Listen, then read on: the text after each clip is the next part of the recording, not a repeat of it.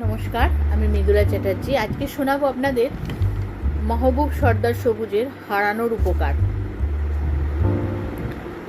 আজ যা হারিয়ে আপনি কান্না করছেন, সময়ের ব্যবধানে একদিন বুঝতে পারবেন সেই হারানোই হয়তো আপনার জন্য ছিল কল্যাণ। আজ যে শূন্যতাকে অভিশাপ মনে হচ্ছে, আগামী দিনে সেটি আশীর্বাদ হয়ে দাঁড়াতে পারে। সব প্রাপ্তি আমাদের উন্নতির জন্য নয়, কিছু হারানো পথ পরিষ্কার করে দেয়। যে জিনিসটি চলে গেছে জীবন থেকে, হয়তো তার সঙ্গে থেমে থাকতো আপনার অগ্রগতি।